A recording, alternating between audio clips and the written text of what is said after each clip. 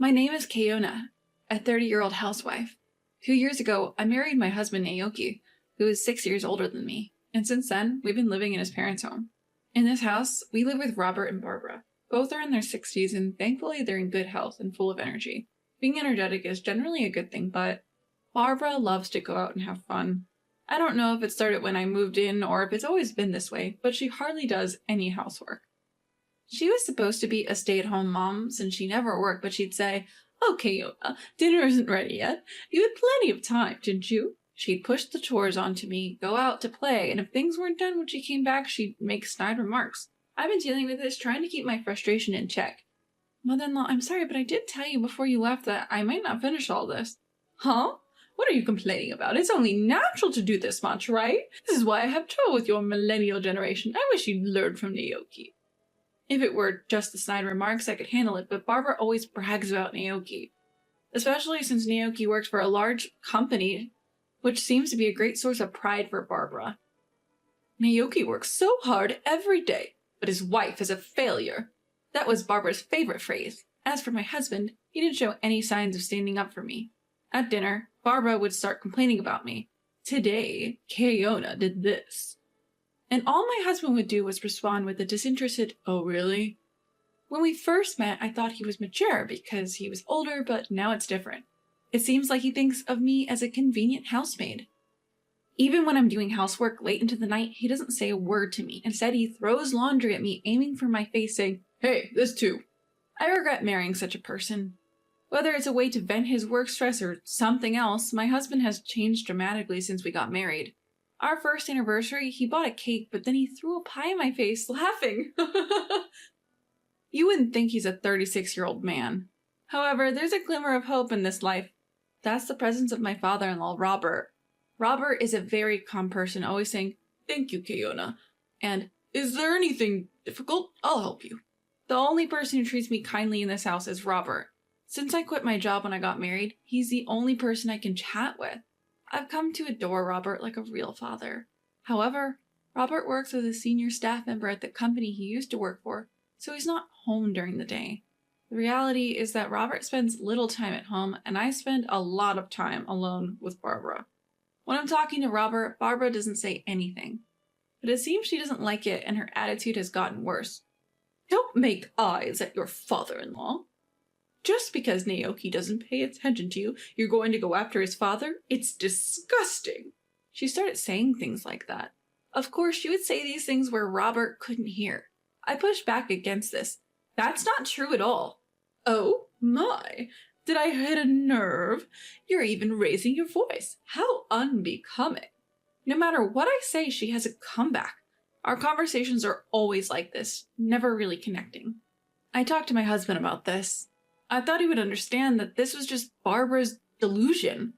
But he just laughed and said, "So, you're even into men over 60. You're really open-minded." I knew it was hopeless.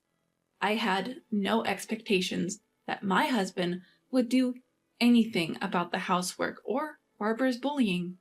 But I never expected him to say something like this. It was a huge shock. I started to feel like I didn't belong in this house. One summer day, Barbara said to me, "I'm thinking of going on a family trip when Naoki gets his summer vacation." I thought, here she goes again, always wanting to go out. But then she said, "You're coming too, right, Kayona?" I didn't expect to be invited. I thought they would go without me. "Me too? Don't you want to?" "No, it's not that." I found it suspicious. What does Barbara want to do inviting me? I was suspicious, but I didn't know what she would say if I refused. That night, my husband asked me again, "You're going on the trip, right?" Yeah, I was invited. When I answered, my husband burst out laughing for some reason. "What's so funny?" "Nothing, really." Something was definitely off, and my anxiety grew. On the day of the trip, we headed out to our destination with my husband driving. Robert was going to join us later because of work. So it was just me, my husband, and Barbara in the car. My husband was driving. Barbara was in the passenger seat, and I was in the back seat. I could only catch glimpses of their expressions, which made me anxious. Keona, you withdrew some money for the trip, right? Barbara asked me. Yes, a few $100s. That's good. Barbara seemed to be smirking when she heard this. After driving for a while, I noticed that we had passed the sign for the inn where we were supposed to stay. Didn't we just pass the inn? I asked.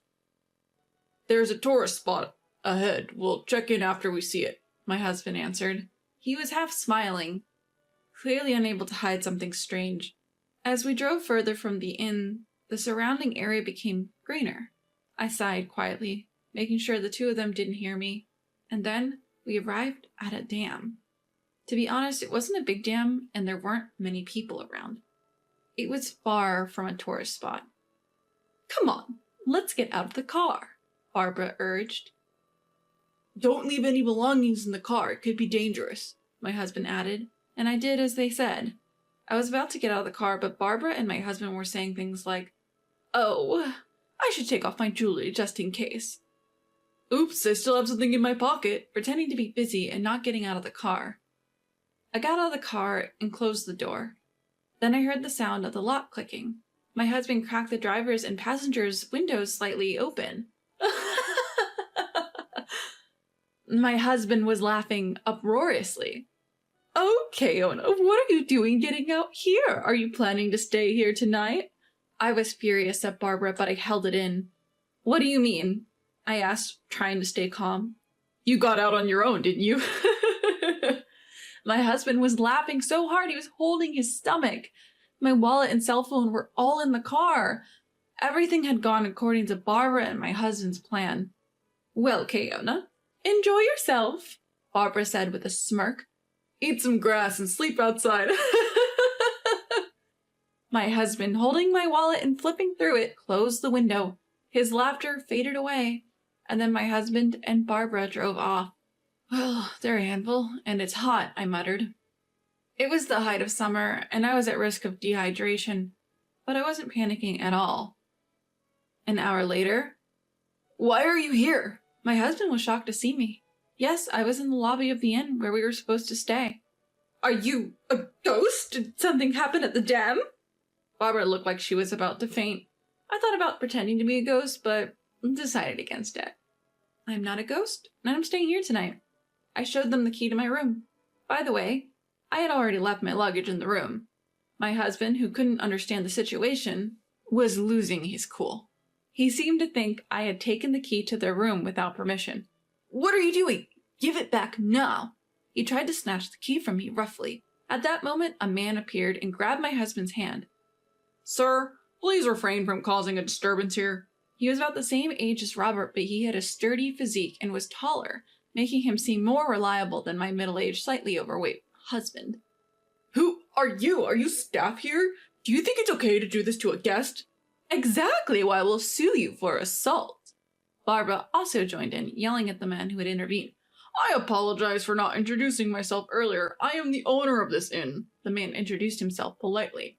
Hearing that he was the owner, my husband quickly withdrew his hand. Actually, I knew this owner. When I was in college, I came to this area on a trip with my friends during the summer vacation. I remember it was really hot that day. We didn't have much money at the time, so we were walking to our accommodation, complaining about the heat. We didn't know the area, and none of us, including me, were good at reading maps. As a result, we got lost and ended up in a place with few people. There, a girl was collapsed on the side of the road. That girl was Mary, the owner's daughter. We quickly called an ambulance and took care of her until it arrived. The next day, the owner came to the small inn where we were staying and thanked us profusely, saying, "You saved my daughter's life. Thank you so much." He also said, "We run an inn too, so we'd like to invite you next time you come. Of course, you don't have to pay." Since then, my family and I have visited the inn several times. That's why I knew the owner of this inn. The owner, who was reprimanding my husband and Barbara, was polite and courteous, but I could tell he was very angry. In fact, both the owner and I knew about this low-level plan of Barbara and my husband from the beginning. I noticed their plan 2 weeks ago. I thought it was suspicious that they invited me on a trip, so I set up a voice recorder in the living room. I targeted the times when my husband and Barbara were alone, such as when I was taking a bath or doing laundry, and their plan came to light. How about we leave Keona somewhere? That would be hilarious. Oh, how about here? There's a gym about an hour's drive from the inn. I was shocked when I heard it. I immediately called the inn and consulted with the owner. I told him everything about the situation I was now in and what was planned for the future. The owner was very angry. His own daughter had once collapsed in the blazing sun, so he was even more upset. And today, the owner, who knew the situation in advance, had arranged for my pickup. After waiting for my husband and Barbara's car to leave, he had me ride in the inn's shuttle. By the way, the driver was Mary from that time. I got my license. Let's go for a drive next time. We're driving right now. Oh, great. We chatted happily, bought some local specialty ice cream on the way, and arrived at the inn. I knew about the plan and that a pickup was coming, but I was still scared. For Mary, this area was like her backyard. She knew a shortcut, so we arrived at the inn several tens of minutes earlier than my husband and Barbara. You mentioned suing earlier, ma'am. The owner looked at Barbara with stern eyes. Yes, I did. It's outrageous to be accused of the opposite. I'm sorry, but you're not our guests. What? Don't mess with us. My husband and Barbara both lost their tempers. Your and your mother's reservations have been canceled, I added. You! Who do you think you are? My husband was about to lose his temper again, so the owner restrained him. Keona did nothing wrong. We, the inn, canceled your reservations. What do you mean? If you left a woman alone at the dam in the mountains after stealing her wallet, wouldn't you be the perpetrators of a crime? We can't allow such people to stay at our inn. We also call the police. At this, my husband and mother-in-law became even more furious. What are you talking about? This is no joke. Don't you think you can get away with this? I work at our company, this little inn in the mountains. Just then, Robert arrived late. Hey, what's going on here? Sensing the tense atmosphere, Robert looked around at everyone and asked, What's going on here? These inn people are weird. Let's stay somewhere else. They're incredibly rude. Barbara and my husband appealed to Robert. Rather than listening to the agitated pair, Robert started asking me and the owner about the situation. And when he heard what had happened, he was furious. You idiots! It was the first time I had seen Robert yell. How embarrassing! I can't believe we're from the same family. You two, get out of here now! My husband and mother-in-law were taken aback by Robert's outburst. Get out? Where to, another inn? Barbara said something so stupid that he added, From here and from home. Wait a minute, that's not possible, Dad, my husband said with a wry smile, but Robert was firm. You're disowned. Get out now. Don't make me say it again. He pushed my husband away. Then the police really did show up, and my husband and Barbara turned pale. The owner and I explained the situation to the officer. I also had a voice recorder, so I played back the conversation for them. My husband and Barbara started crying, but Robert quickly said, Quiet down, you're disturbing the inn. Officer, please take them away. It's not like that, officer. We didn't think it would be such a big deal. It was just a prank, my husband and Barbara said, but the officer's expressions changed. A prank? Are you serious? Don't you think that your little prank could cost someone their life, especially your own wife? They were scolded harshly. They weren't arrested because it was a family dispute, but Barbara and my husband were pale throughout. This isn't over. Keona's feelings will determine your future, understand? With those final words, my husband and Barbara, still pale, went home. Afterwards, Robert seemed apologetic the whole time. He kept repeating, I'm really, really sorry. I can't apologize enough for not noticing the unpleasant experiences I had been having and for the terrible ordeal I went through today. He also deeply apologized to the owner of the inn, saying, I'm sorry for this. Despite being in a position where we always receive your hospitality, we caused such trouble. Actually, this owner is a businessman who runs several other companies and is also a client of the company where Robert works. Without knowing any of this, my husband had boasted, I work for a big company. I'm glad I was able to punish my husband and Barbara, but it's also very scary to think what would have happened if I hadn't known about their plan in advance. I prayed that being scolded by the police would make them realize the gravity of the situation.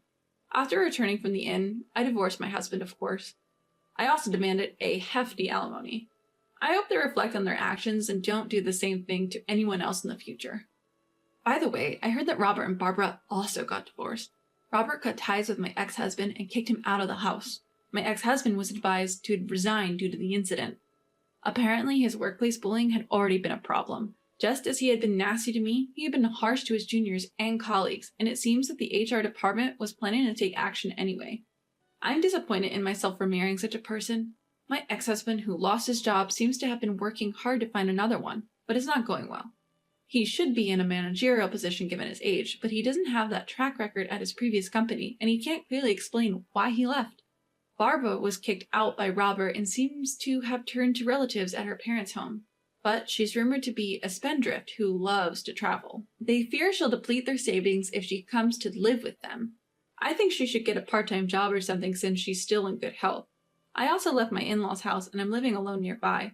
I'm still in good terms with Robert, and sometimes I consult with him about work problems.